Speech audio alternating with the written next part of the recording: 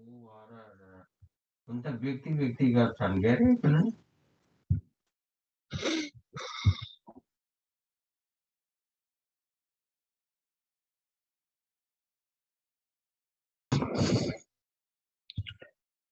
साथीहरु सबैलाई good morning. सबै साथीहरु नमस्कार है सबैलाई। हामी शिक्षा नियमावली 2059 संशोधन सहित हेर्छौँ। यो कुराहरु हेर्छौँ हामी। यो नेपाल राजपत्रमा प्रकाशन कहिले भयो भनेर हेर्न पर्यो। 59/2/16 मा यो नेपाल राजपत्रमा प्रकाशन भयो। 59/2/16 भने बुझ्नु पर्यो। 59/2/16 भने बुझ्ने।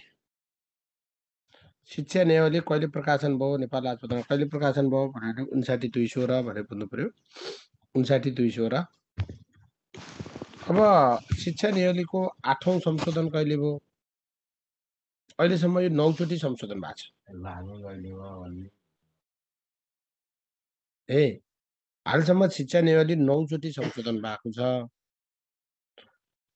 अब 9 चोटि संशोधन मध्ये मुख्यतया यो लेटेस्ट संशोधनहरु ख्याल गर्नु होला। हामी शिक्षा नियमावलीबाट एउटा क्वेशन सोध्ने हो। यसलाई नेपाल राजपत्रमा प्रकाशन भने पनि, यसलाई लागू भएको मिति भने पनि, यसलाई जारी भएको मिति भने पनि त्यो एउटै हो। यसमै फरक छैन। शिक्षा ऐनमा फरक थियो। शिक्षा ऐनमा जारी भएको मिति र लागू हुने मिति फरक थियो। यसमा एउटै छ। अब यसमा र शिक्षक सेवा नियमावली, स्थानीय सरकार सञ्चालन ऐन यिनमा चाहिँ एउटै छ है। नेपाल राजपत्रमा प्रकाशन भएको अथवा लागू भएको मिति अथवा जारी भएको मिति 59/2/16 भने बुझौँ। हालसम्म 9 चोटि संशोधन भयो, तर 8औं र 9औं संशोधनको कुरा पनि ख्याल गर्नु होला। 8औं संशोधन 71/29 मा भयो।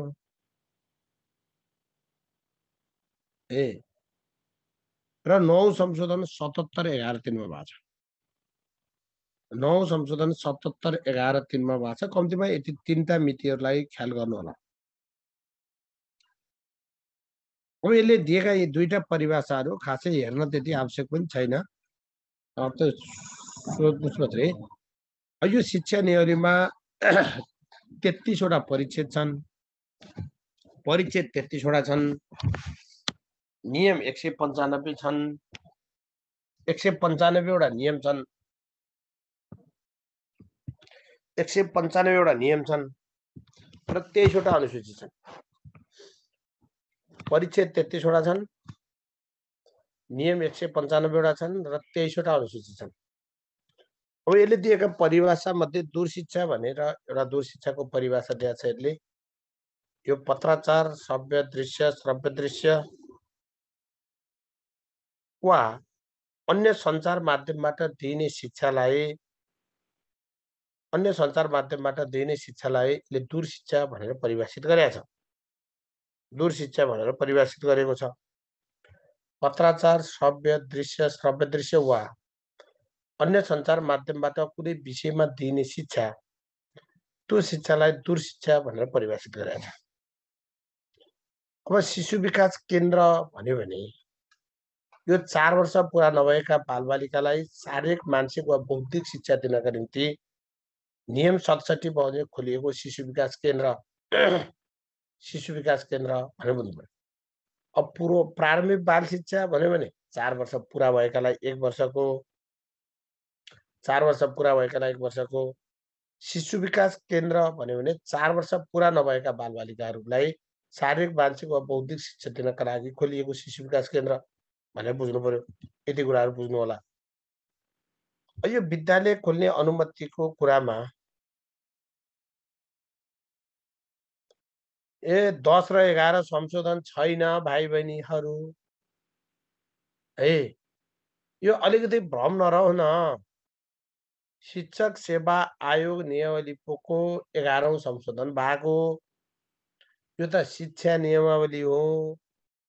शिक्षा नियमावलीको हालसम्म 9 चोटि मात्रै संशोधन भएको छ। अब 10औं र 11 सबैको 10औं 11औं सोचेर भएन नि। शिक्षा ऐनको पनि 9 चोटि संशोधन भएको छ हालसम्म। शिक्षा नियमावलीको पनि 9 चोटि संशोधन भएको छ। शिक्षक सेवा आयोग नियमावलीको मात्र हो 11 चोटि संशोधन। त्यो भएर त्यसलाई त्यसरी हेरौँ, त्यसरी बुझौँ, सबै चिजको 11औं चोटि संशोधन भनेर बुझ्नु चाहिँ भएन। त्यसरी चाहिँ नबुझौँ है, त्यसरी नबुझ्नु होला। मैले त्यो चाहिँ तपाईँलाई अनुरोध गरेँ। त्यो हिसाबले चाहिँ हेर्नुहोस् है। अब यो शिक्षा ऐन नियमको पनि एकदम सठिक हिसाबले तपाईँलाई त्यो अहिलेको ह्यान्डआउट्समा चाहिँ सठिक हिसाबले छ। त्यसलाई चाहिँ हेर्नु होला है साथी। कुनै पनि हिसाबले एनी कस्ट त्यसलाई एकचोटि दुईचोटि त्यसलाई हेर्नु होला। मैले फेरि त्यो अनुरोध गरेँ, किन भन्दा त्यसबाटै हामीलाई चाहिँ हजुरहरूलाई म्याक्सिमम क्वेसन त्यसबाट पर्छन्। त्यो करिब सर्वत्र बजारमा उपलब्ध छ। त्यसलाई चाहिँ राम्रोसँग हेर्नु होला। मैले त्यो चाहिँ अनुरोध गर्छु। अब त्यो सानो बुक भनेको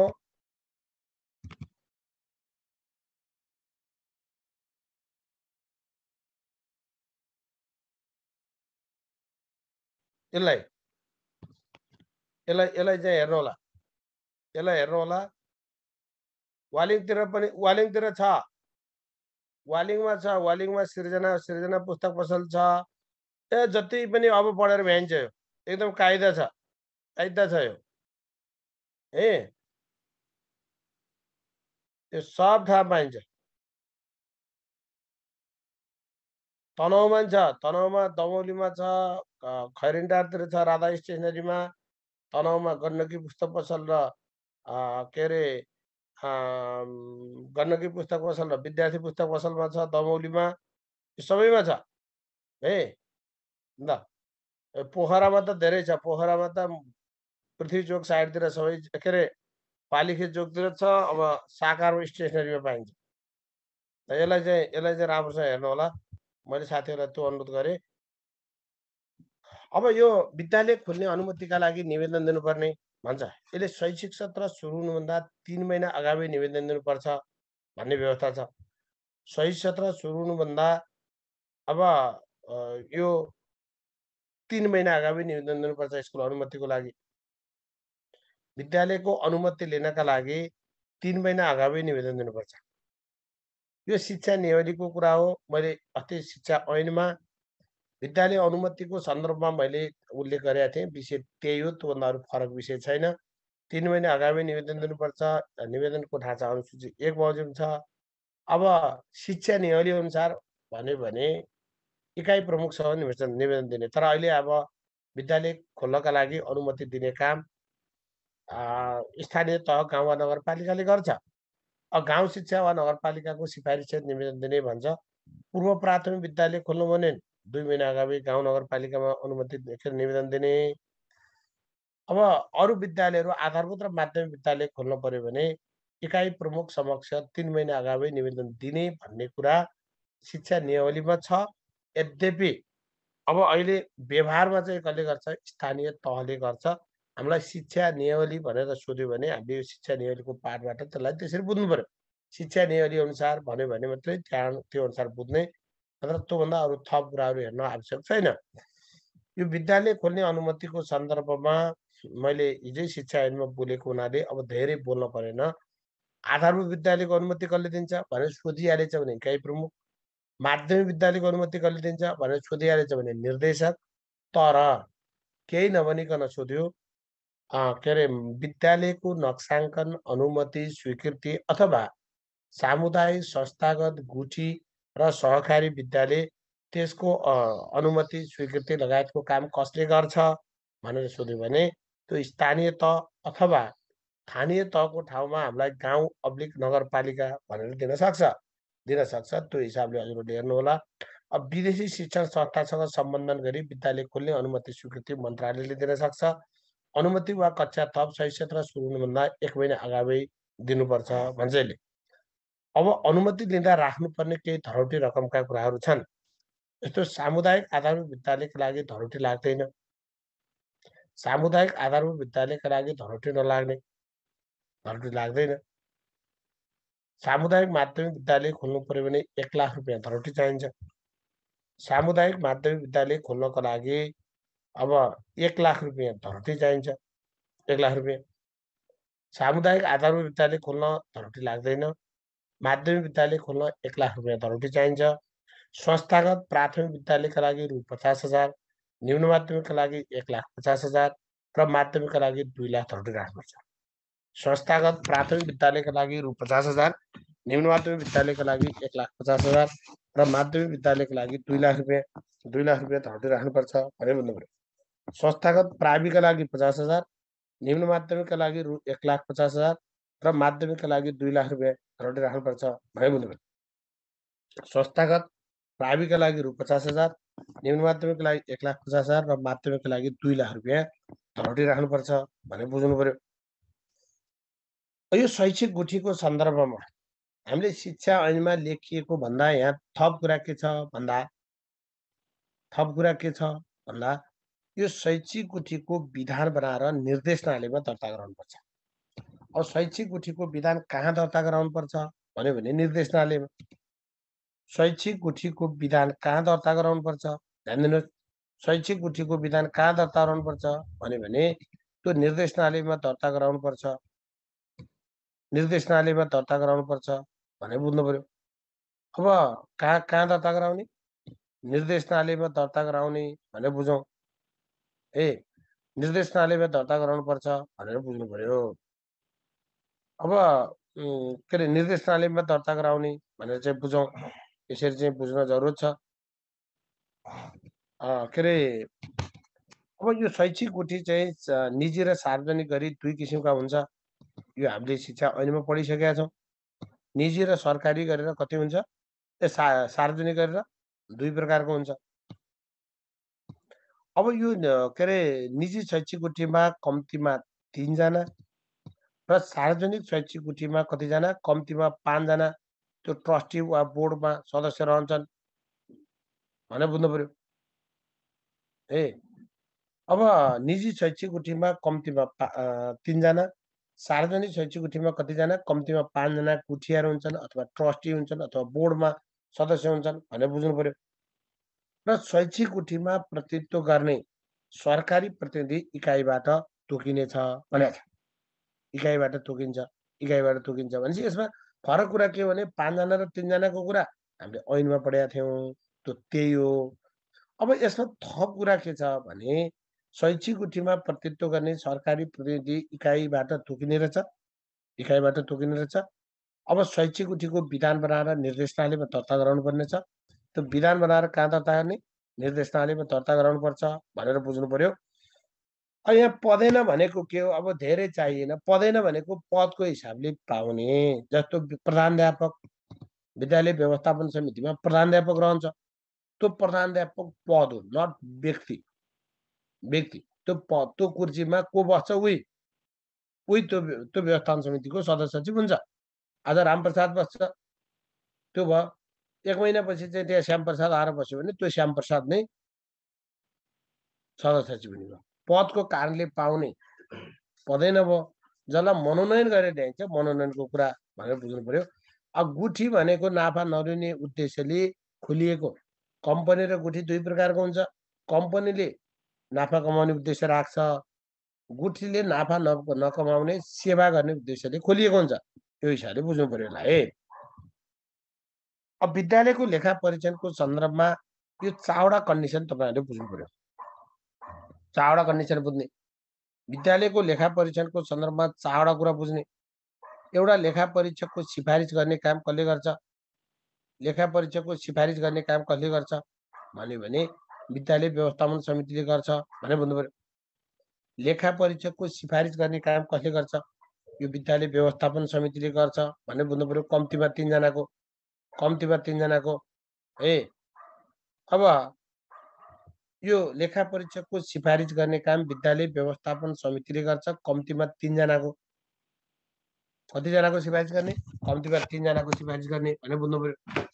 अनि लेखा परीक्षकको नियुक्ति गर्ने वा तोक्ने काम कसले गर्छ? त्यो इकाइ प्रमुखले गर्छ। लेखा परीक्षक नियुक्ति गर्ने वा तोक्ने काम इकाइ प्रमुखले गर्छ।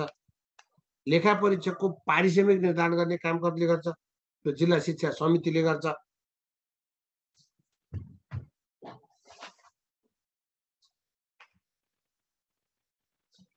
यो पारिश्रमिक तोक्ने काम जिल्ला शिक्षा समितिले गर्छ। लेखा परीक्षकको पारिश्रमिक तोक्ने काम त्यो जिल्ला शिक्षा समितिले गर्छ। विद्यालयको लेखा परीक्षणको पुनरावलोकन गराउने काम त्यो निर्देशकले गर्छ भनेर बुझ्नु पर्यो। अब यसरी बुझ्नु पर्यो। अब कसलाई सिफारिस गर्छ यस्ता कुरा त धेरै हुन गर्नु प्लिज। अब परिचय आउन लागिसक्यो, शब्दमा धेरै नजानुहोस् है। इकाइ प्रमुख को हो भन्ने कुरा कस्तो यो अभ्यासका कुरा नगरौँ प्लिज। अभ्यासका कुरा नगर्नुहोस्। अहिले इकाइ प्रमुखले गर्दैन। अहिले अभ्यासका कुरा हेर्ने हो भने गाउँ वा नगरपालिकाले गर्छ। गाउँ वा नगरपालिकाले गर्छ नि।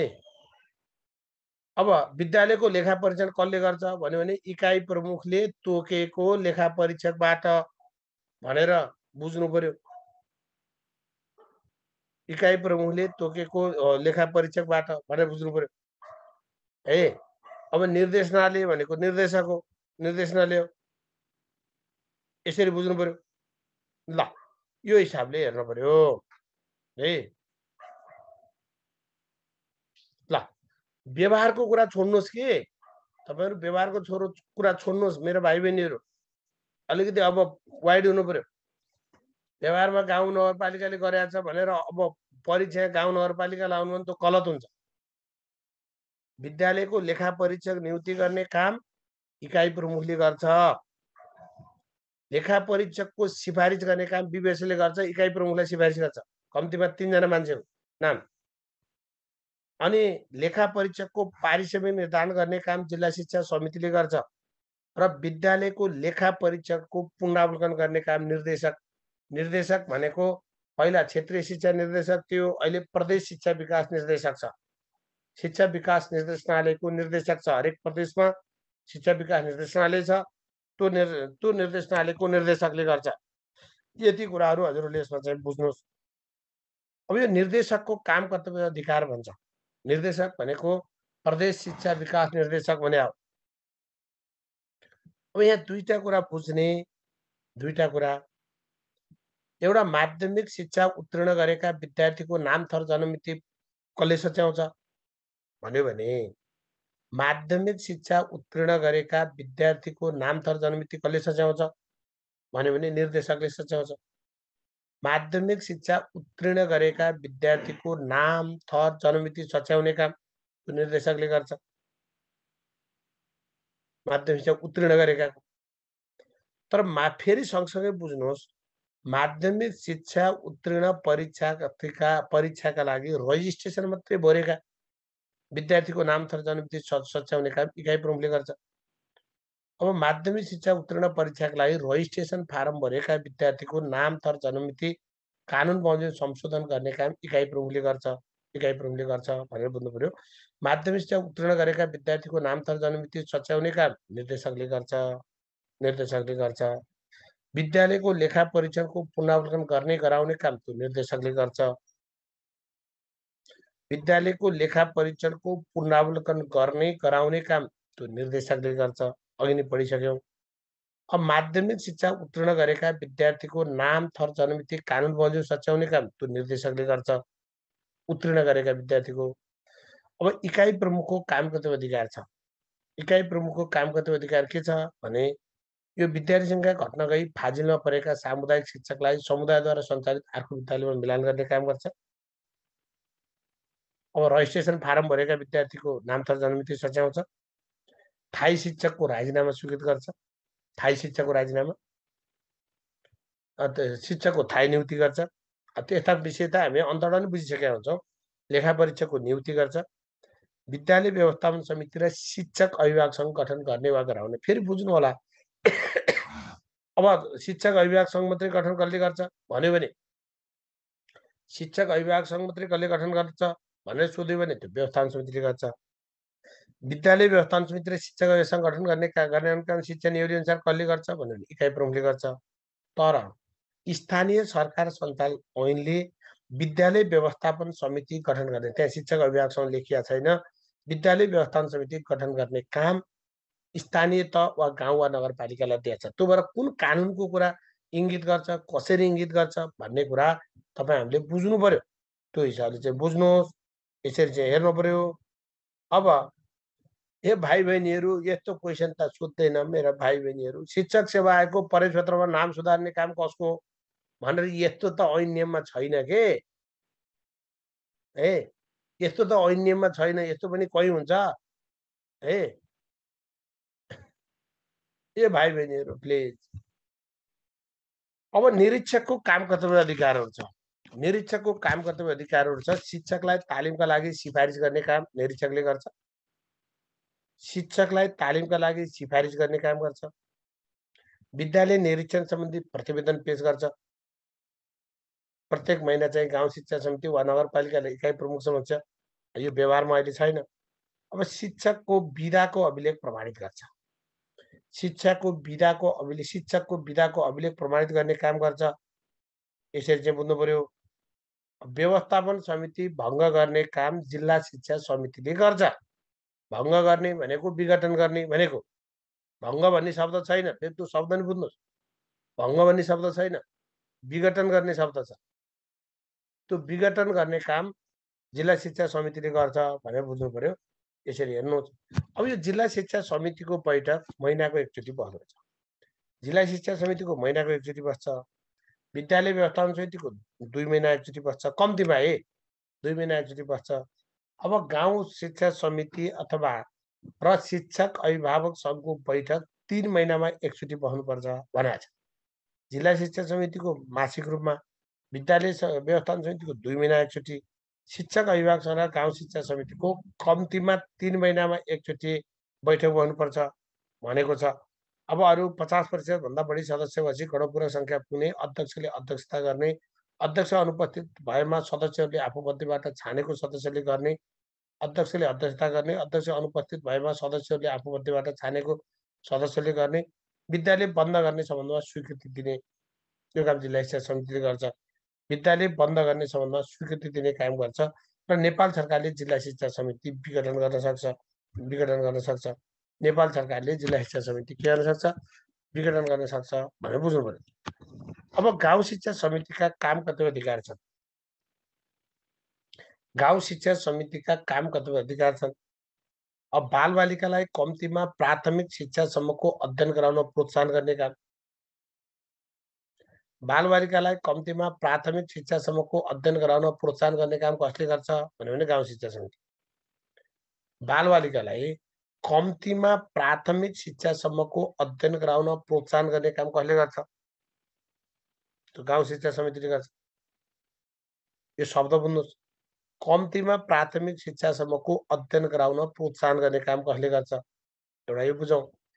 अर्को, विद्यालयमा भर्ना भएका नभएका बालबालिकाको विवरण अद्यावधि गराइराखेको छ।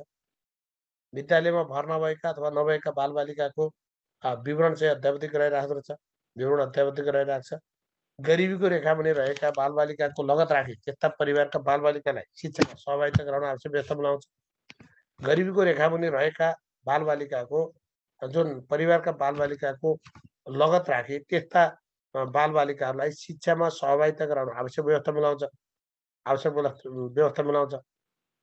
गरिबीको रेखामुनि रहेका गाउँ शिक्षा योजना बनाउँछ।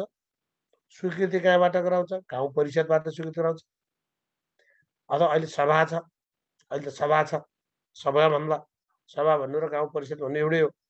स्वीकृत गराई कार्यान्वयन गर्ने काम गर्छ। गाउँ शिक्षा योजना बनाई, अहिले अब गाउँ परिषद भन्ने शब्द अहिले प्रयोग हुँदैन, यो पुरानो नियमको शब्द भएको हुनाले अब यहाँ त्यो शब्द प्रयोग भएको।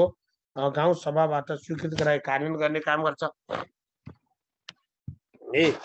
अब विद्यालयको नक्साङ्कन समेतलाई विचार गरी विद्यालय स्थापना गर्न सिफारिस गर्ने काम गर्छ। यति कुराहरू यसमा चाहिँ हेरौँ। यो तलको यो हरियो लागेको यो अलि बढी के अरे संशोधित भएको हुनाले यसलाई चाहिँ हामीले खास हेर्नु आवश्यक छैन। यो विद्यालय व्यवस्थापन जिम्मा दिन सक्ने भन्ने व्यवस्था छ।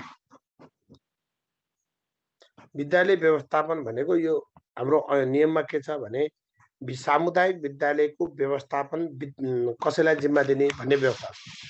विद्यालय व्यवस्थापनको जिम्मा दिने भन्ने व्यवस्था छ। अब शिक्षा ऐनमा के थियो भने अब यो विद्यालय व्यवस्थापन सँगको विद्यालयको व्यवस्थापनको जिम्मा विद्यालय व्यवस्थापन समिति र स्थानीय तहलाई दिन सक्ने व्यवस्था छ। त्यो हिसाबले व्यवस्थापन जिम्मा लिन चाहनेले सामुदायिक विद्यालय व्यवस्थापन सुधार सम्बन्धी कम्तीमा पनि 3 वर्षको कार्ययोजना तयार गरी पेश गर्नुपर्छ भन्छ।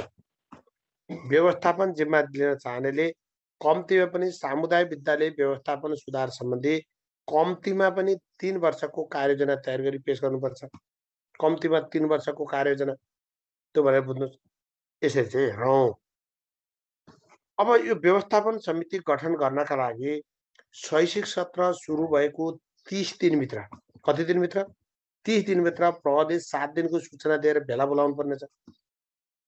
अब व्यवस्थापन समिति गठनका लागि शैक्षिक सत्र सुरु भएको 30 दिनभित्र यो 7 दिनको सूचना दिई भेला बोलाउनु पर्नेछ। अब भेलाको 3 दिन अघि अभिभावकको नावली सार्वजनिक गर्नुपर्नेछ। र समिति गठन गर्नका लागि यो कति दिन यस्तो सोध्दैन। अब हामीलाई सोध्ने एउटा क्वेसन भनेको विद्यालय व्यवस्थापन समिति गठन गर्नका लागि गठन गरिने छनौट सहयोग समितिको संयोजकको कति सदस्य हुन्छ? छनौट सहयोग समिति भन्यो भने 4 जना हुन्छन्। अब यसको संयोजक को हुन्छ भने सोध्ने, यो सदस्य सोधिरहेको। अब अहिले यो चिजहरू त गज्याङगुजुङ भइसकेका छन्, तैपनि हामी बुझ्नु पर्यो। सम्बन्धित निरीक्षक वा निज उपलब्ध नभएमा इकाइले खटाएको अधिकृत भन्छ। अब विद्यालय निरीक्षक संयोजक हुन्छ भनेर बुझ्नु पर्यो। अन्त सम्बन्धित निरीक्षक भनेर बुझ्नु पर्यो। अरू प्रधानाध्यापक हुँदो रहेछ, स्रोत व्यक्ति हुँदो रहेछ, स्थानीय तहको प्रतिनिधि हुँदो रहेछ। अब सम्बन्धित निरीक्षक हुँदो रहेछ, प्रधानाध्यापक हुँदो रहेछ, स्रोत व्यक्ति हुँदो रहेछ, स्थानीय तहको प्रतिनिधि हुँदो रहेछ। यी चाहिँ हुँदो रहेछन्। सम्बन्धित निरीक्षक हुँदो रहेछ, प्रधानाध्यापक हुँदो रहेछ, स्रोत व्यक्ति हुँदो रहेछ, स्थानीय तहको प्रतिनिधि हुँदो रहेछ। त्यो भनेर बुझ्ने। अब यो व्यवस्थापन समिति गठन सम्बन्धी कार्यविधि जिल्ला शिक्षा समितिले तोकेबमोजिम हुँदो रहेछ। व्यवस्थापन समिति गठन सम्बन्धी कार्यविधि यो जिल्ला शिक्षा समितिले तोकेबमोजिम हुँदो रहेछ। जिल्ला शिक्षा समितिले तोकेबमोजिम हुन्छ भन्छ। अब व्यवस्थापन समिति गठन सम्बन्धी कार्यविधि कसले तोक्छ? यो कार्यविधि जिल्ला शिक्षा समितिले तोकेबमोजिम हुँदो रहेछ। अब व्यवस्थापन समितिका सदस्यको राजीनामा अध्यक्षले स्वीकृत गर्दो रहेछ। व्यवस्थापन समितिका सदस्यको राजीनामा अध्यक्षले स्वीकृत गर्दो रहेछ र अध्यक्षको राजीनामा व्यवस्थापन समितिले स्वीकृत गर्छ। व्यवस्थापन समितिका सदस्यको राजीनामा अध्यक्षले स्वीकृत गर्दो रहेछ। अध्यक्षको राजीनामा व्यवस्थापन समितिको बैठक बसेर स्वीकृत गर्छ। अध्यक्षको राजीनामा सम्बन्धित व्यवस्थापन समितिले स्वीकृत गर्छ भनेर बुझ्ने। अब यो सामुदायिक विद्यालयको व्यवस्थापन समितिका काम कर्तव्य अधिकारहरू छन्। जस्तो यसका काम कर्तव्य अधिकार हेर्ने हो भने विद्यालयको सञ्चालन, रेखदेख, निरीक्षण र व्यवस्थापन गर्ने काम छ। विद्यालयको सञ्चालन, रेखदेख, निरीक्षण र व्यवस्थापन गर्ने काम गर्दो रहेछ। सञ्चालन गर्दो रहेछ, रेखदेख गर्दो रहेछ, निरीक्षण गर्दो रहेछ, व्यवस्थापन गर्ने काम गर्दो रहेछ। विद्यालयको सञ्चालन, रेखदेख, निरीक्षण र व्यवस्थापन गर्ने काम गर्दो रहेछ। अनि विद्यालयका लागि चाहिने आर्थिक स्रोत जुटाउने, यो त्यति धेरै हो भने शिक्षकलाई तालिमको लागि छनौट गर्ने, यो पनि हामीले अघि नै पढिसक्यौँ। अब यो शिक्षकलाई तालिममा पठाएपछि त्यो तालिमबाट फर्केपछि कम्तीमा 3 वर्ष, यो हामीलाई त्यति आइडेन्टिफाई छैन, कम्तीमा 3 वर्ष विद्यालयमा सेवा गर्नुपर्ने शर्तहरू यो नगराइन्छ। यो नियममा भएको विषय हो। कम्तीमा 3 वर्ष विद्यालयमा सेवा गर्नुपर्ने शर्तहरू निर्धारण गरी कबलियतनामा गराउने। कम्तीमा 3 वर्ष विद्यालयमा सेवा गर्नुपर्ने सम्बन्धमा शर्तहरू निर्धारण गरी कबलियतनामा गराउने भन्छ यसले। तालिममा जाने शिक्षकलाई तालिमबाट फर्केपछि कम्तीमा 3 वर्ष यो विद्यालयमा सेवा गर्नुपर्ने सम्बन्धमा शर्तहरू निर्धारण गरी कबलियतनामा गराउने भन्छ। शिक्षकको सेवाको सुरक्षा र सम्बोधन गर्ने, शिक्षकको सेवाको सुरक्षा गर्ने। शिक्षक पद रिक्त हुन आएमा रिक्त भएको मितिले 15 दिनभित्र इकाइमा लेखी पठाउने। शिक्षक पद रिक्त हुन आएमा यो रिक्त भएको मितिले 15 दिनभित्र इकाइमा लेखी पठाउने। 15 दिनभित्र इकाइमा लेखी पठाउने त्यो काम हुँदो रहेछ। शिक्षक पद रिक्त हुन आएमा रिक्त भएको मितिले 15 दिनभित्र इकाइमा लेखी पठाउने। विद्यालयका शिक्षक कर्मचारीहरूको हाजिरी जाँच गरी शिक्षक वा कर्मचारी उप आवश्यक कारबाही गर्ने भन्छ। हाजिरी जाँच गरेर गैल हुने उप कारबाही गर्ने काम यसले गर्दो रहेछ। हाजिरी जाँच गरी गैल हुने शिक्षक वा कर्मचारी उप आवश्यक कारबाही गर्ने। आवश्यक कारबाही गर्ने, शिक्षक कर्मचारीहरूको हाजिरी जाँच गरी गैर हुने शिक्षक वा कर्मचारी पर आवश्यक कारबाही गर्ने, विद्यार्थीहरूले पालना गर्नुपर्ने आचार संहिता बनाई लागू गर्ने, आचार संहिता विद्यार्थीले पालन गर्नुपर्ने आचार संहिता बनाएर लागू गर्ने काम पनि व्यवस्थापन समितिले गर्छ। विद्यार्थीहरूले पालना गर्नुपर्ने आचार संहिता, त्यो आचार संहिता बनाएर लागू गर्ने काम। अब लेखा परीक्षणको लागि कम्तीमा 3 जना लेखा परीक्षकको नाम नियुक्तिको लागि इकाइ प्रमुख समक्ष सिफारिस गर्ने भन्छ। लेखा परीक्षणको लागि कम्तीमा पनि 3 जना लेखा परीक्षकको नाम नियुक्तिको लागि इकाइ प्रमुख समक्ष सिफारिस गर्ने भन्छ। यसले त्यसरी बुझ्नु होला। यो व्यवस्थापन समिति विघटन गर्न सक्ने अवस्था छ। कस्तो बेला विघटन हुन्छ? सम्पत्ति इनामिना गरेमा, शैक्षिक वातावरण खैलबल्याएमा, नेपाल सरकारको नीति विपरीत काम गरेमा, समुदायद्वारा सञ्चालित विद्यालयले नियम 22 क को उपनियम 5 बमोजिम गरेको सम्झौता भने काम नगरेमा, सम्झौता अनुसार काम गरेन भने पनि यसलाई गर्न सकिन्छ। विद्यालय व्यवस्थापन सन्तोषजनक गर्न नसकेमा, सम्बन्धित निकाय वा अधिकारीले दिएको निर्देशनको पालना नगरेमा। यो खासै घोकिराख्न परेन, सर्टमा बुझ्नुहोस्। स्कुलको व्यवस्थापन बिगार्यो, सम्पत्ति इनामिना गर्यो, शैक्षिक वातावरण खलबल्यायो, नीति विपरीत काम गर्यो, त्यो व्यवस्थापन जिम्मा लिएका विद्यालयले हामी 3 वर्षमा यो काम गर्छौँ भनेर जुन सम्झौता गरेका थियो त्यो सम्झौता अनुसार काम गरेन, व्यवस्थापन राम्रो गरेन, निर्देशनहरूको पालना गरेन भने व्यवस्थापन समिति विघटन गर्न सक्ने यो खालको अवस्था छ। यसरी बुझ्नु पर्यो। अब यो व्यवस्थापन समितिको अध्यक्ष र सदस्य हुन नसक्ने अवस्था छ। व्यवस्थापन समितिको अध्यक्ष र सदस्य हुन नसक्ने अवस्था छ। यो गैर नेपाली नागरिक सक्दैन, 25 वर्ष पुरा नभएको सक्दैन, उमेरले 25 वर्ष पुरा हुनुपर्ने छ। यो धेरै सोध्न सक्छ। व्यवस्थापन समितिको अध्यक्ष र सदस्य हुनका लागि कति वर्ष उमेर पुरा भएको हुनुपर्छ भने 25 वर्ष। यहाँ सोध्ने यति हो भाइ बहिनी, सोध्ने भनेको यति हो। अरू खास गैर नेपाली नागरिक यस्तो चाहिँ व्यवस्थापन समितिको अध्यक्ष हुन्छ भनेर सोच्ने कुरै भएन। यहाँ सोध्ने भनेको खास गरी सोध्न मिल्ने पनि चाहियो। सोध्न मिल्ने भनेको के हो भने यो उमेरको हिसाबले 25 वर्ष पुरा भएको व्यक्ति मात्रै व्यवस्थापन समितिको अध्यक्ष र सदस्य हुन सक्छ। तर यो अध्यक्षको केही योग्यताको कुरा पनि यसले लेखिदिएको छ।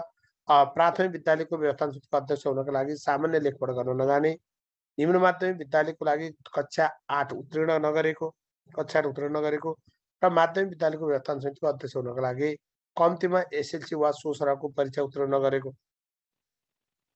प्राथमिक विद्यालयको हकमा सामान्य लेखपढ, निम्न माध्यमिक विद्यालयको हकमा कक्षा 8 उत्तीर्ण र माध्यमिक विद्यालयको हकमा चाहिँ कम्तीमा एसएलसी वा सो सरह उत्तीर्ण भएको हुनुपर्छ भन्छ।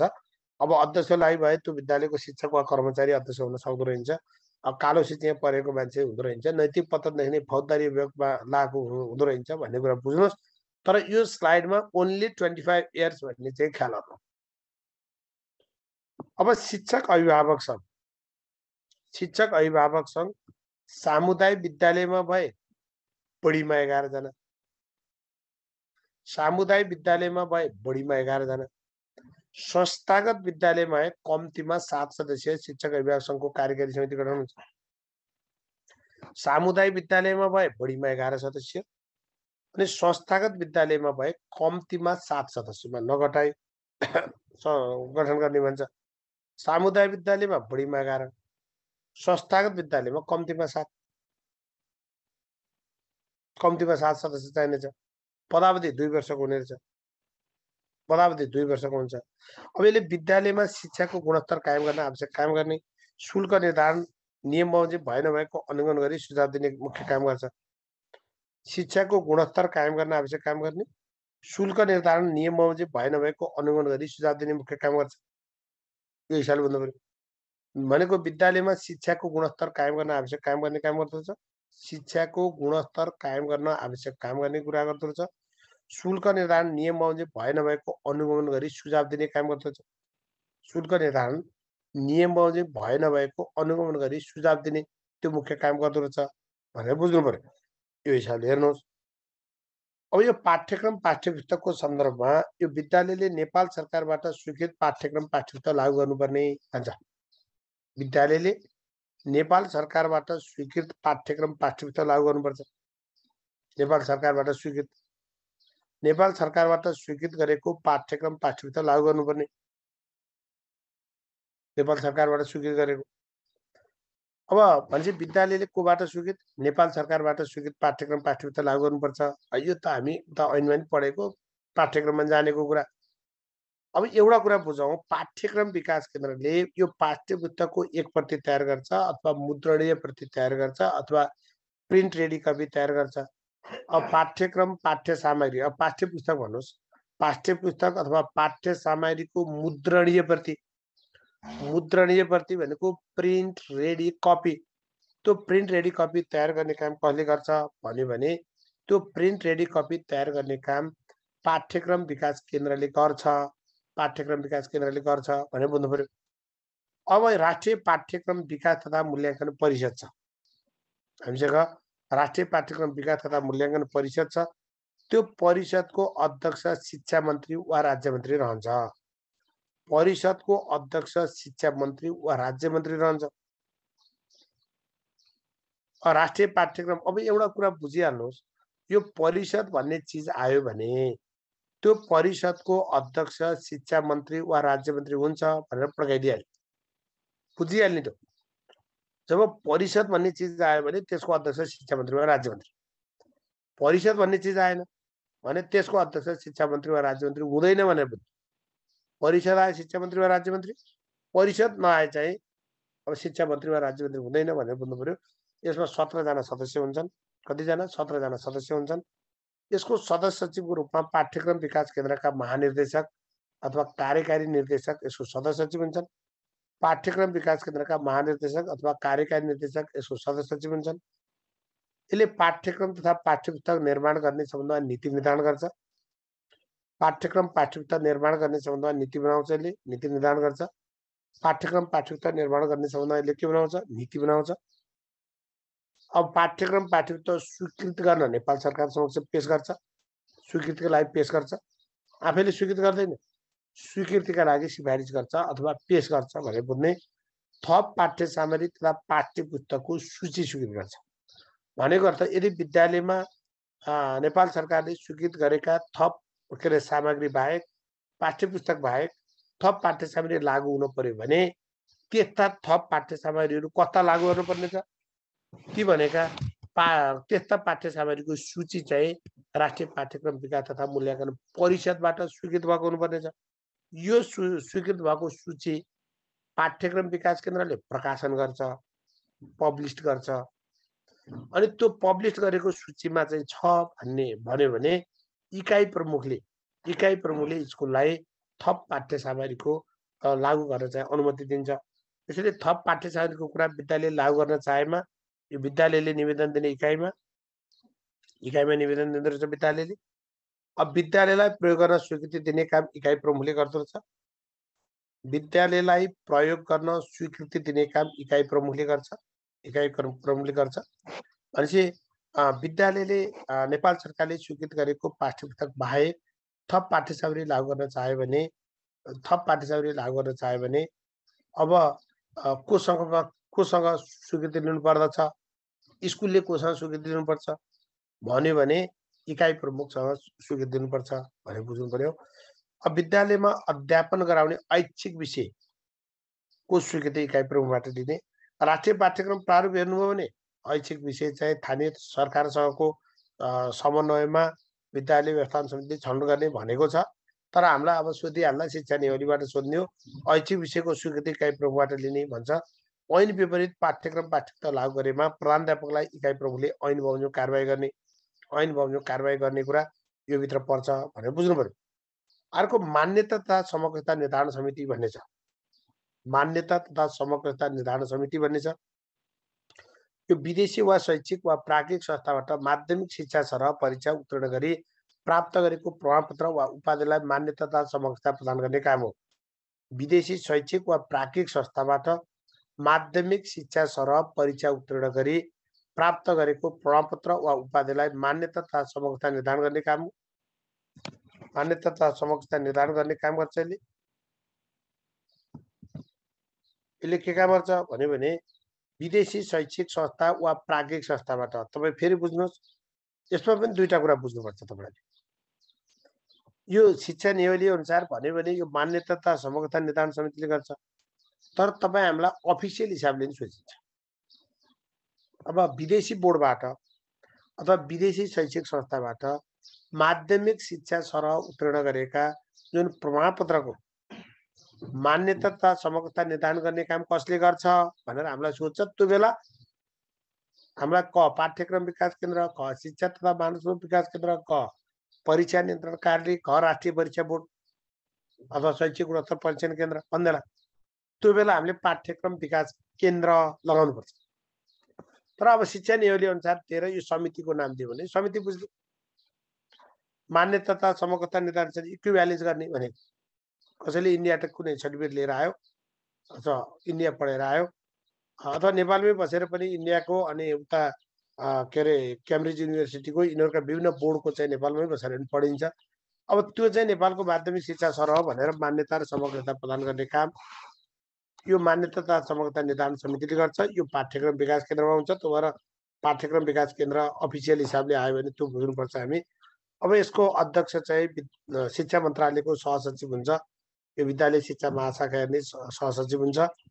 5 जना सदस्य हुन्छन् यसमा र यसको सदस्य सचिवको रूपमा अहिले पाठ्यक्रम विकास केन्द्रको महानिर्देशक रहन्छ।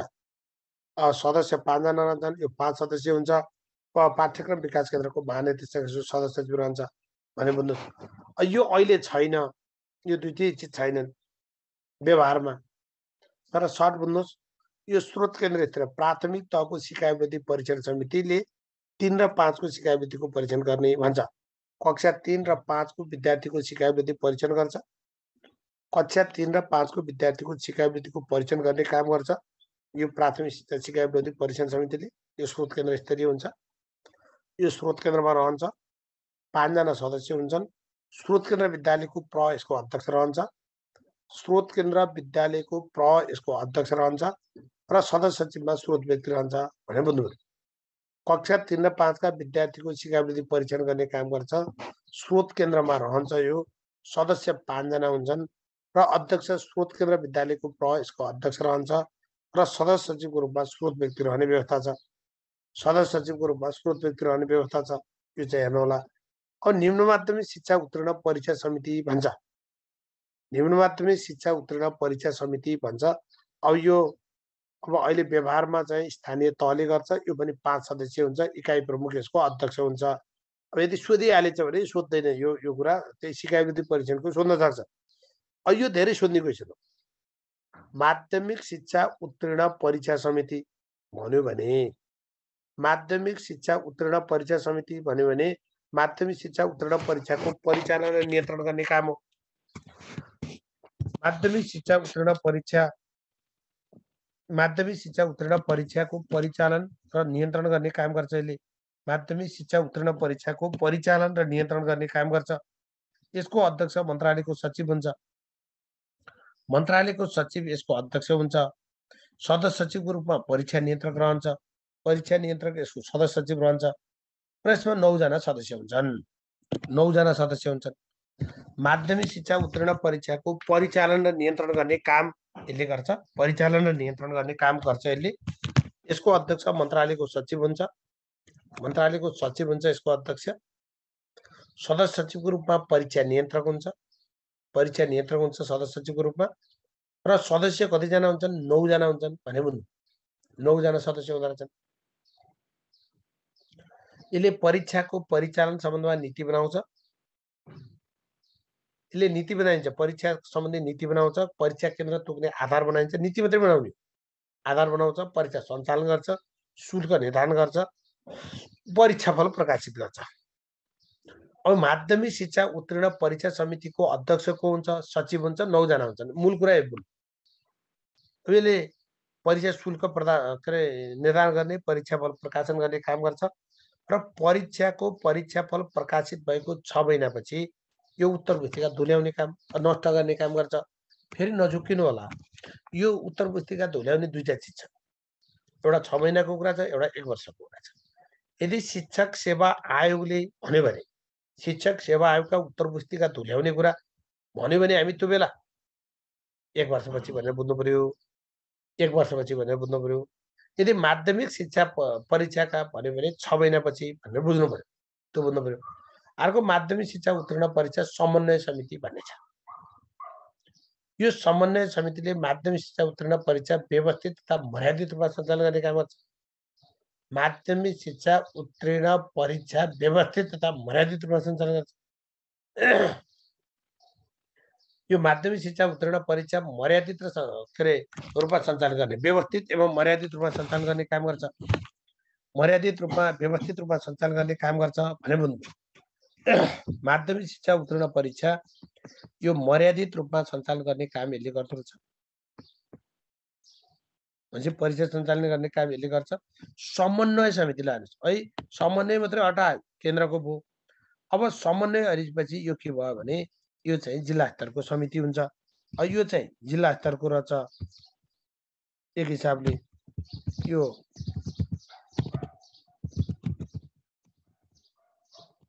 जिल्लामा रहने छ, त्यो अर्को केन्द्रको रहेछ, हरेक जिल्लामा रहने रहेछ। यसले परीक्षा केन्द्रको निर्धारण गर्दो रहेछ। परीक्षा केन्द्र निर्धारण गर्ने काम गर्दो रहेछ। केन्द्राध्यक्षको नियुक्ति गर्दो रहेछ, मर्यादित भन्छ। तर केन्द्र निर्धारण गर्न सम्बन्धमा नीति बनाउने काम फेरि माध्यमिक शिक्षा उत्तीर्ण परीक्षा समितिले गर्छ भनेर बुझ्नु पर्यो। सदस्य 3 जना हुँदो रहेछन्। प्रमुख जिल्ला अधिकारी अध्यक्ष हुँदो रहेछ अनि अन्यमा जिल्ला प्रहरी कार्यालयको प्रमुख र इकाइ प्रमुख सदस्य सचिव रहँदो रहेछ। जिल्ला प्रहरी कार्यालयको प्रमुख रहँदो रहेछ अर्को सदस्य, र इकाइ प्रमुख चाहिँ के हुँदो रहेछ, सदस्य सचिव हुँदो रहेछ, सदस्य हुँदो रहेछ भनेर चाहिँ बुझ्नु पर्यो। अब 3 जना हुँदो रहेछन्।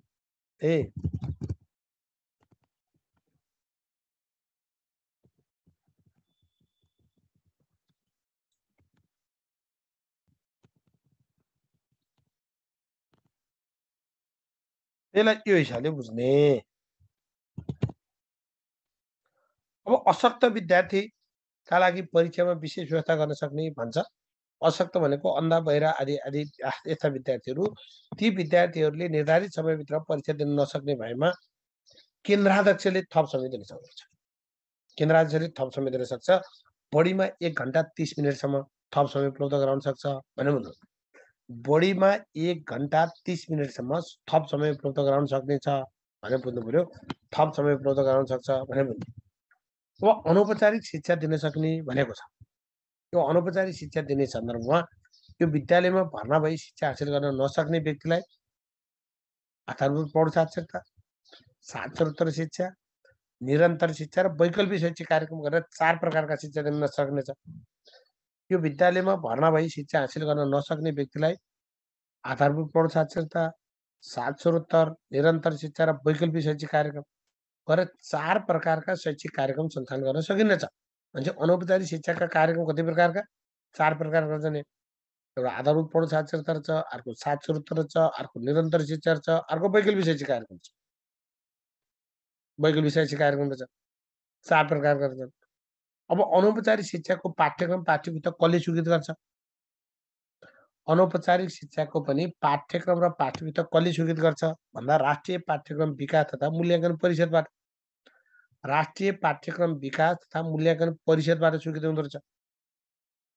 अब आधारभूत प्रौढ साक्षरता भन्यो भने यसको लक्षित समूह भनेको 15 देखि 45 वर्ष होला।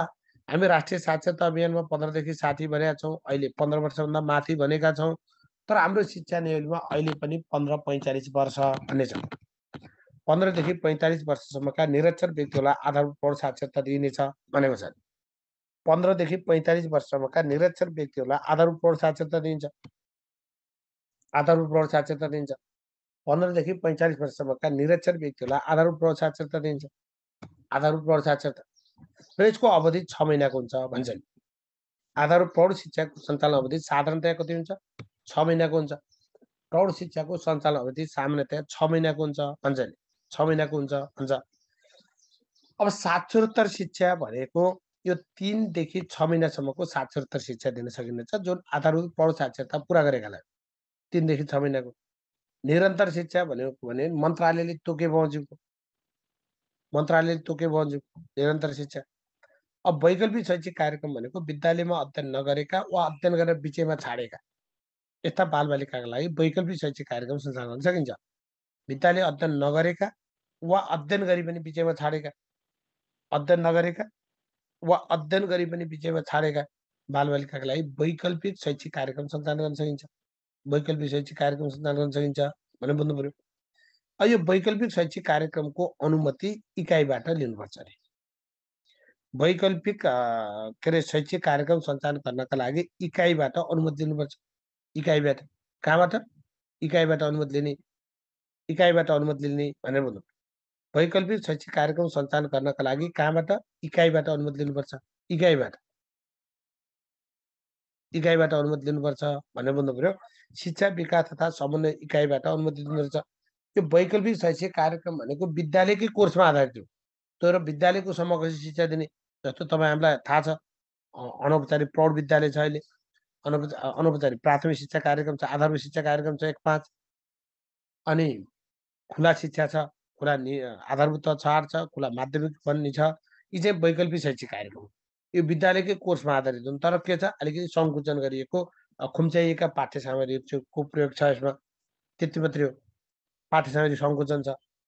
अब अनौपचारिक शिक्षा परिषद भन्छ। यो अनौपचारिक शिक्षा परिषद भन्ने विषय यो अनौपचारिक शिक्षाको नीति निर्माण गर्ने काम गर्छ। यसले अनौपचारिक शिक्षाको नीति निर्माण गर्ने काम गर्छ। शिक्षा मन्त्री वा राज्य मन्त्री यसका अध्यक्ष रहन्छन्। 18 सदस्य हुन्छ। अनौपचारिक शिक्षाको नीति निर्माण गर्ने काम गर्छ। शिक्षा मन्त्री वा राज्य मन्त्री अध्यक्ष हुन्छन्। राज्य मन्त्री चाहिँ अध्यक्ष रहने।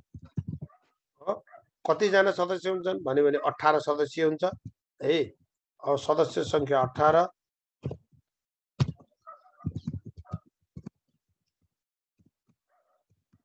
18 जना हुन्छन्। अनि यसको अध्यक्ष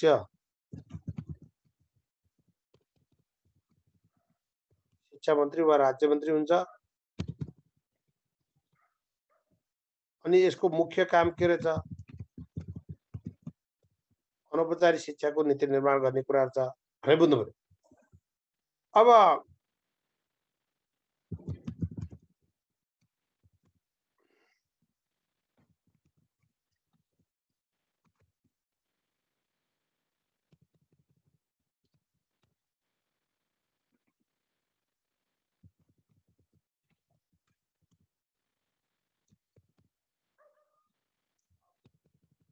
यसरी हेरौँ भनेको अनौपचारिक शिक्षा परिषद यसको मुख्य काम अनौपचारिक शिक्षाको नीति बनाउने रहेछ। अध्यक्ष शिक्षा मन्त्री वा राज्य मन्त्री हुन्छन्। परिषद भनेपछि फेरि पटक पटक भनिराख्नु परेन, 18 सदस्य हुँदो रहेछ। जिल्लामा अनौपचारिक शिक्षा समिति रहने व्यवस्था रहेछ, जो यसले चाहिँ जिल्ला स्तरमा अनौपचारिक शिक्षाको रेखदेख व्यवस्थापन समन्वय निरीक्षण गर्ने काम गर्छ। अध्यक्ष जिल्ला समन्वय समितिका सभापति रहन्छन्। अध्यक्षको रूपमा जिल्ला समन्वय समितिका सभापति रहन्छन्। सदस्य संख्या 11 रहन्छन्, 11 जना रहन्छन्। अब कुनै संस्थाले अनौपचारिक शिक्षा सञ्चालन गर्न चाहेमा यो गाउँ वा नगरपालिकाको सिफारिस सहित स्वीकृतिका लागि जिल्ला अनौपचारिक शिक्षा समिति समक्ष निवेदन दिन सक्ने रहेछ र जिल्ला अनौपचारिक शिक्षा समितिले कार्यक्रम सञ्चालन गर्न स्वीकृति दिन सक्छ भन्दो रहेछ। कार्यक्रम सञ्चालन गर्न स्वीकृति दिन सक्छ भन्छ यसले। यो कुरा बुझौँ। अब यो दूर शिक्षा प्रदान गर्न सक्ने व्यवस्था छ। 3टा कुरा, एउटा शिक्षक शिक्षा र शिक्षक तालिममा, अर्को विद्यालय शिक्षा सम्बन्धमा, अर्को खुला शिक्षा सम्बन्धमा। 3टा। अब एउटा शिक्षक शिक्षा र शिक्षक तालिम, अर्को विद्यालय शिक्षा, अर्को खुला शिक्षा सम्बन्धी अन्य कार्यक्रममा यो दूर शिक्षा प्रदान गर्न सक्ने यो खालको व्यवस्था गरेको छ। अब दूर शिक्षा समिति यो धेरै सोध्छ क्वेसन। 2टा कुरा, यसको अध्यक्ष को हुन्छ? शिक्षा सचिव हुन्छ। सदस्य संख्या कति हुन्छन्? 9 जना हुन्छन्। त्यो दूर शिक्षा समिति भनेर आयो भने त्यो समितिको अध्यक्ष शिक्षा मन्त्री वा राज्य मन्त्री हुँदैन भन्ने कुरा बुझ्ने। त्यो कुरा बुझ्नुहोस्। यसको अध्यक्ष शिक्षा सचिव हुन्छ। सदस्य संख्या 9 जना हुन्छन् र दूर शिक्षा सञ्चालनको अनुमति दिने काम दूर शिक्षा सञ्चालनको अनुमति दिने, स्वीकृत पाठ्यक्रमको आधारमा दूर शिक्षाको पाठ्य सामग्री स्वीकृत गर्ने यो काम चाहिँ दूर शिक्षा समितिले गर्छ। दूर शिक्षा समितिले गर्छ भनेर बुझ्नु पर्यो। यति कुराहरु हेर्नु होला। अब विषय शिक्षा परिषद, परिषद भनेपछि शिक्षा मन्त्री वा राज्य मन्त्री रहेछ। यसले नीति बनाउँछ। 12 जना सदस्य हुँदा रहेछन्। कति सदस्य हुन्छ? 12 जना सदस्य हुन्छन् र सदस्य सचिवको रूपमा शिक्षा तथा मानव स्रोत विकास केन्द्रको महानिर्देशक रहन्छ। सदस्य सचिवको रूपमा शिक्षा तथा मानव स्रोत विकास केन्द्रको महानिर्देशक रहन्छ। त्यो बुझ्नुहोस्। यसको काम विषय शिक्षा प्रदान गर्न स्वीकृति दिने काम गर्छ। विषय शिक्षा प्रदान गर्न स्वीकृति दिने काम गर्छ। पाठ्यक्रम विकास केन्द्रको स्वीकृति लिए विषय शिक्षाको पाठ्यक्रम लागू गर्छ। यसले पाठ्यक्रम विकास केन्द्रको स्वीकृति लिए विषय शिक्षाको पाठ्यक्रम लागू गर्ने। विषय शिक्षा कार्यक्रमलाई सहयोग पुर्याउन आर्थिक स्रोतको व्यवस्था गर्ने काम गर्छ। आर्थिक स्रोतको व्यवस्था गर्छ यसले। र विषय शिक्षा सम्बन्धमा लिने परीक्षा सम्बन्धी प्रक्रिया निर्धारण गर्छ। विषय शिक्षा सम्बन्धमा लिने परीक्षा सम्बन्धी प्रक्रिया निर्धारण गर्छ। परीक्षा सम्बन्धी प्रक्रिया चाहिँ निर्धारण गर्छ भनेर बुझ्नु पर्यो। विषय शिक्षा प्रदान गर्न स्वीकृति दिने काम गर्दछ। पाठ्यक्रम होइन, पाठ्यक्रम विकास केन्द्रको स्वीकृति लिएर विषय शिक्षाको पाठ्यक्रम लागू गर्ने। लागू भनेपछि यो विषय शिक्षाको पाठ्यक्रम पनि पाठ्यक्रम विकास केन्द्रले स्वीकृति गर्छ, तर यसलाई लागू गर्ने काम विषय शिक्षा परिषदले गर्छ भनेर बुझ्नु पर्यो। आर्थिक स्रोत दिँदो रहेछ, परीक्षाका प्रक्रिया निर्धारण गर्दो रहेछ भनेर बुझ्नु पर्यो। अब यो शिशु विकास केन्द्र भन्छ। अघि नै हामी हेरिसक्यौँ। शिशु विकास केन्द्र भनेको 4 वर्ष उमेर पुरा नगरेका बालबालिकाको सर्वाङ्गीण विकास गर्नका लागि खोलिएको।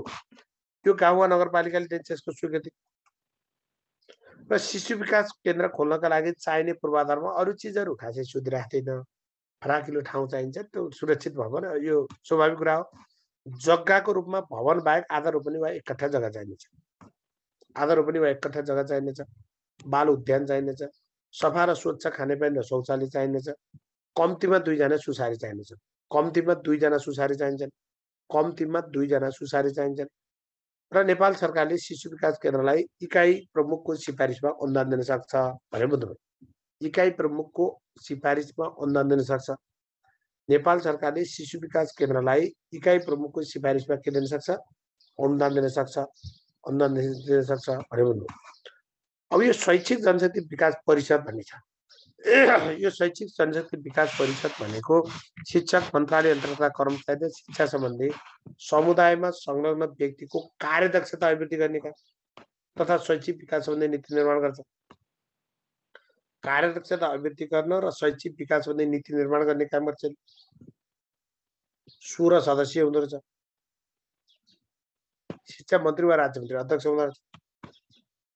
यसले गर्ने काम भनेको शैक्षिक जनशक्ति विकास सम्बन्धमा लागू गरिने पाठ्यक्रम निर्धारण गर्दछ। एउटा भनेको यो शिक्षकलाई तालिम दिने, हामी कर्मचारीलाई तालिम दिने भनेको यो। अब यसले शिक्षकहरूको तालिम अथवा शैक्षिक तालिम, यो तालिमको मान्यता तथा समग्रता निर्धारण गर्छ। समितिको हिसाबले यो परिषदले गर्छ। अफिसियल हिसाबले अहिले शिक्षा तथा मानव स्रोत विकास केन्द्रले गर्छ। अफिसियल हिसाबले। किन भन्दा अहिले शैक्षिक जनशक्ति विकास केन्द्र छैन। यो शैक्षिक जनशक्ति विकास केन्द्र शिक्षा तथा मानव स्रोत विकास केन्द्रमा रूपान्तरण भएको, त्यो हिसाबले हामी यसलाई बुझ्नु पर्यो। यति कुरा बुझौँ। अब विद्यार्थी सङ्ख्याको कुरा राखेको छ। विद्यार्थी सङ्ख्या सामुदायिक विद्यालयको प्रत्येक कक्षामा विद्यार्थी सङ्ख्या सामान्यतया उपत्यका तथा तराईमा चाहिँ 50 हुनुपर्छ। उपत्यका तथा तराईमा 50 हुनुपर्छ। पहाडमा 45 हुनुपर्छ। हिमाली क्षेत्रमा 40 हुनुपर्छ भन्छ। अब यो सामुदायिक विद्यालयको प्रत्येक कक्षामा विद्यार्थी सङ्ख्या उपत्यका तथा तराईमा 50, पहाडमा चाहिँ 45 र हिमाली क्षेत्रमा 40 हुनुपर्छ भन्छ। उपत्यका तथा तराईमा 50, पहाडमा 45 र हिमाली क्षेत्रमा 40 हुनुपर्छ। हिमाली क्षेत्रमा 40 हुनुपर्छ भन्छ। कुनै कक्षामा तोके भन्दा बढी विद्यार्थी भएमा विद्यालयले व्यवस्थापन समितिको अनुमति लिए त्यस्तो कक्षाको अर्को वर्ग खोल्न सक्नेछ। यो नमुना क्वेसनमा हालेको छ। भनेपछि 50, 45 र 40 जना विद्यार्थी हुनुपर्छ प्रत्येक कक्षामा। यदि यो तोकिएको भन्दा बढी विद्यार्थी भयो भने त्यो वर्ग खोल्ने, सेक्सन खोल्ने अथवा अर्को ग्रेड खोल्ने यो काम कसले गर्छ? व्यवस्थापन समितिको अनुमति लिएर चाहिँ विद्यालयले खोल्न सक्नेछ। अब संस्थागत विद्यालयको हकमा के छ भने प्रत्येक कक्षामा न्यूनतम 22 जना हुनुपर्छ। न्यूनतम कति? 22 जना। अधिकतम कति? 44 जना र औसत कति? 33 जना विद्यार्थी हुनुपर्छ। संस्थागत विद्यालयको प्रत्येक कक्षामा न्यूनतम 22, अधिकतम 44, औसत 33 विद्यार्थी हुनुपर्छ भन्ने भन्नु पर्यो। संस्थागत विद्यालयको प्रत्येक कक्षा न्यूनतम 22, अधिकतम 44 र औसत 33 विद्यार्थी हुनुपर्छ। औसत 33 विद्यार्थी हुनुपर्छ। औसत 33 विद्यार्थी हुनुपर्छ। संस्थागत विद्यालयको प्रत्येक कक्षामा न्यूनतम 22, अधिकतम 44 र औसत 33 विद्यार्थी हुनुपर्छ। औसत 33 विद्यार्थी हुनुपर्छ भन्ने बुझ्नु पर्यो। अब यो विकट हिमाली क्षेत्र मैले हिजै चर्चा गरिसकेँ। 7वटा जिल्लालाई विकट हिमाली क्षेत्रको रूपमा लिएको छ। कर्णाली अञ्चलका 5वटा जिल्ला र मनाङ मुस्ताङलाई जहाँ नियमित रूपमा विद्यालय सञ्चालन गर्न सक्दैनन्, त्यो मध्येको पनि नियमित रूपले विद्यालय सञ्चालन हुन नसक्ने क्षेत्रलाई यसले विकट हिमाली क्षेत्र भनेको छ। त्यो जिल्ला मात्रै होइन, त्यो जिल्लाको जहाँ नियमित रूपले विद्यालय सञ्चालन हुन सक्दैन, जस्तो मुस्ताङको तल्लो भेगमा हुन्छ, उपल्लो भेगमा हुँदैन। त्यो भएर त्यस्ता ठाउँ जहाँ नियमित रूपले विद्यालय सञ्चालन हुन सक्दैन त्यसलाई विकट हिमाली क्षेत्रको रूपमा यसले परिभाषित गरेको छ। यसरी बुझ्नु पर्यो।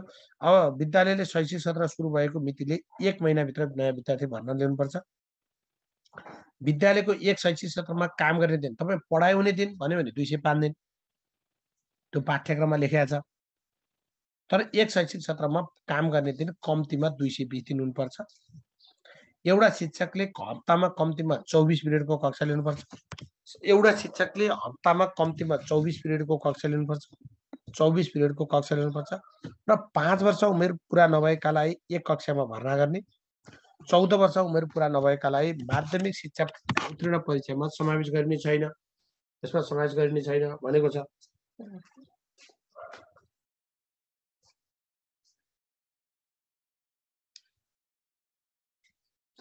अब 5 वर्ष उमेर पुरा नभएकालाई 1 कक्षामा भर्ना गर्ने कुरा र 14 वर्ष उमेर पुरा नभएकालाई माध्यमिक शिक्षा उत्तीर्ण परीक्षामा समावेश गरिने छैन पञ्चायतले। यति कुरा बुझौँ। अब यहाँभन्दा पछिको कुरा भोलि हेरौँला। मैले अलिकति तपाईँहरूको आज पढेको कुरा है, अब भोलि पढ्ने कुरामा जिज्ञासा नराख्नुहोस्। यहाँभन्दा तलको कुरा, आज पढेको कुरामा केही जिज्ञासा छ भने थोरै खोलिदिनु त सर प्लिज। हुन्छ सर, हुन्छ।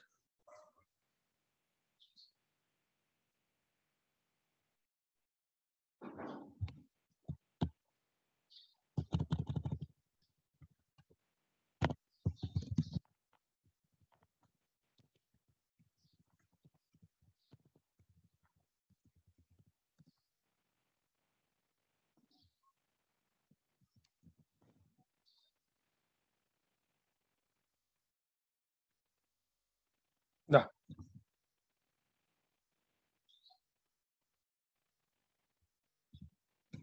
अब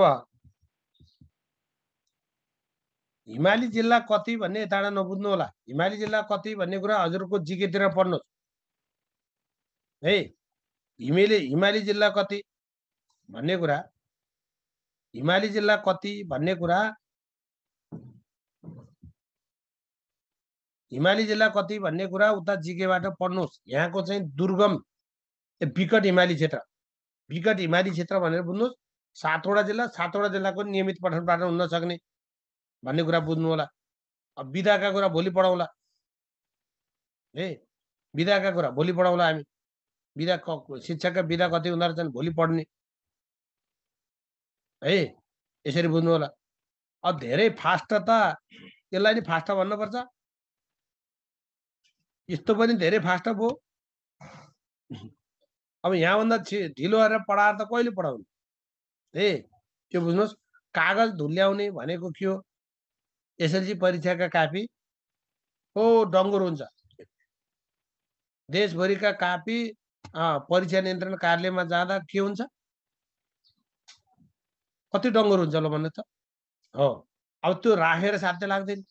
त्यो भएर रिजल्ट प्रकाशन गरेको 6 महिनापछि ती कागजातलाई धुल्याउने भनेको नष्ट गरिदिने, जलाइदिने हो कि कतै बेच्दिने हो कि अथवा के गर्ने हो, बेच्न त पाइन्छ पाइन्न थाहा छैन। त्यसलाई धुल्याउने भनेको त्यसलाई नष्ट गर्ने भने, बेच्न पाइने त्यसलाई अब जलाउने के गर्ने नष्ट गर्ने कुरा हो। त्यो हिसाबले बुझ्नु पर्यो होला। त्यसको एउटा पार्ट होला धुल्याउने भनेको, एउटा कुन व्यवस्थित प्रक्रिया अपनाउने होला। अब शिक्षक सेवा आयोगले भन्यो भने 1 वर्षभित्र, 1 वर्षपछि भन्छ। अब हाम्रो माध्यमिक शिक्षा परीक्षाका भन्यो भने त्यो 6 महिनाभित्र, 6 महिनापछि नतिजा प्रकाशन गरेको 6 महिनापछि भन्ने बुझ्नु पर्यो। अब विवेशको समय अवधि हिजो शिक्षा ऐनमा पढ्नु भएन। विवेशको अवधि चाहिँ 3 वर्षको हुन्छ। विद्यालय व्यवस्थापन समितिको 3 वर्षको हुन्छ। गाउँ शिक्षा समिति, शिक्षक अभिभावक सङ्घ, जिल्ला शिक्षा समिति यसको 2 वर्षको हुन्छ भन्ने कुरा शिक्षा ऐनमा पढेको कुरा हो। नम्बर 1 त्यो बुझ्नुहोस्। अलिकति समयावधि कतिपय कुरा त आफूले पनि ऐन पल्टाएर हेर्नु पर्यो, आफूले पनि ऐन पल्टाएर हेर्नु पर्यो। हिजो विद्यालय व्यवस्थापन समितिको गठनको कुरा हेरिया छ त, पदावधि यति वर्ष भनेर लेखेकै छ, यसरी हुनु पर्यो। जिल्ला अनौपचारिक शिक्षा समितिको सचिवालय भनेको शिक्षा विकास समन्वय इकाइमा हुन्छ। यसैमा उमेरको हद कानुनमा लाग्छ, अब व्यवहारमा लाग्दैन है। कानुनमा चाहिँ माध्यमिक शिक्षा परीक्षामा 14 वर्ष पुरा गरेको हुनुपर्छ भनेको छ। अब व्यवहारमा चाहिँ शिक्षा मन्त्रालयले अब यसलाई हद नलगाउने भन्ने निर्णय गरेको छ।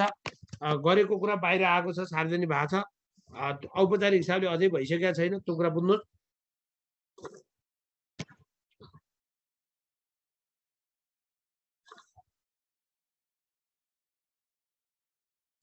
हाम्रो रश्मिताजीले केही पनि बुझिन भन्नुभयो। यसको अर्थ तपाईँले अहिलेसम्म शिक्षा ऐन नियम पढ्नुभएकै छैन। अहिलेसम्म तपाईँले शिक्षा ऐन नियम पढ्नुभएकै छैन, किताब हेर्नुभएकै छैन। अनि शिक्षा ऐन नियम अलिअलि पनि नहेरे मान्छेले शिक्षा ऐन नियम बुझ्दै त्यो आफूले पढ्ने हो, हेर्ने हो। अलिअलि हेर्ने, ख्याल गर्ने हो, नबुझ्ने कुरा केही छैन। के नबुझ्नु छ, के बुझ्नु भएन? विशेष शिक्षा परिषद भन्यो भने त्यसको अध्यक्ष को हुन्छ भनेर जान्ने हो, त्यसमा कतिजना सदस्य हुन्छन् भनेर बुझ्ने हो।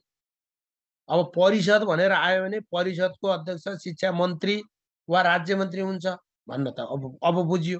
पछाडि गएर परिषद लगेर झुन्डिएको रहेछ भने त्यसको अध्यक्ष शिक्षा मन्त्री वा राज्य मन्त्री हुन्छ। दूर शिक्षा समिति भन्यो भने त्यसको अध्यक्ष शिक्षा सचिव हुँदो रहेछ, 9 जना सदस्य हुँदो रहेछन् भनेर त जान्न पर्यो नि त। त्यो कुरा त ख्याल गर्नु पर्यो, त्यो कुरा हेर्ने है। बाल विकासको कुरा फेरि बुझ्नुहोस्। प्रारम्भिक बाल विकास भन्यो भने 4 वर्ष उमेर पुरा गरेकालाई 1 वर्षको प्रारम्भिक बाल शिक्षा। शिशु विकास केन्द्र नामै फरक छ, 4 वर्ष उमेर पुरा नगरेकालाई भनेर बुझ्नु पर्यो है। अहिलेको स्कुल शिक्षा 13 वर्षको, 13 शिक्षाको 13 वर्षको, यसरी बुझ्नु पर्यो है। तपाईहरु खाली क्वेशन नभन्नुहोस् के, कन्टेन्ट जान्नुहोस्। प्रश्न त प्रश्न टिप्नु न, म फटाफट बनाइदिन्छु प्रश्न बनाउने कुरा त गाह्रै छैन है। अब माध्यमिक शिक्षा परीक्षा समितिको काम, उत्तीर्ण परीक्षा समितिको काम देखाएको मध्ये कुन हो? क परीक्षा केन्द्र निर्धारण गर्ने, ख परीक्षाफल प्रकाशन गर्ने, अथवा चाहिँ के अरे ग केन्द्राध्यक्ष नियुक्ति गर्ने, ग मर्यादित रूपमा परीक्षा चलाउने, यसरी आउँछ क्वेशन। अब माध्यमिक शिक्षा उत्तीर्ण परीक्षा समितिको अध्यक्ष को हुन्छ? क शिक्षा सचिव, क राष्ट्रिय परीक्षा बोर्डको अध्यक्ष, ग शिक्षा मन्त्री, ग चाहिँ परीक्षा नियन्त्रण कार्यालयको प्रमुख नियन्त्रक, यसरी सोध्न सक्छ। अब सामुदायिक र संस्थागतको फरक मैले अस्ति त्यत्रो पढाएँ शिक्षा ऐनमा। तपाईहरु जम्मै नयाँ मान्छे जोडिनु भएको छ। अब आज 2500 हुनुभएको छ, मैले अस्ति पढाउँदा 1700-1800 हुनुहुन्थ्यो। नयाँ मान्छेहरू भएपछि बीचमा आएर थपिएपछि बुझिँदैन, त्यो स्वाभाविक हो। तपाईहरु सम्भवतः हाम्रो अघिको रमिलाजीको लगायतका मान्छेहरू सम्भवतः नयाँ मान्छे, तपाईले अहिलेसम्म पढ्नु भएको छ, त्यो हिसाबले चाहिँ यसलाई चाहिँ हेर्नु होला। मैले त्यो चाहिँ अनुरोध गरेँ। अब त्यहाँ सर आइसक्नु भयो जस्तो छ। अब मैले चाहिँ यसलाई रोकेँ। अब अलिकति ध्यान चाहिँ दिनुहोस् तपाईहरुले है त। हस्, थ्याङ्क यू। अब अलिकति हेर्नु पर्यो, पढ्नु पर्यो ल। हस्, थ्याङ्क यू। मैले सरलाई हस्तान्तरण गरेँ है।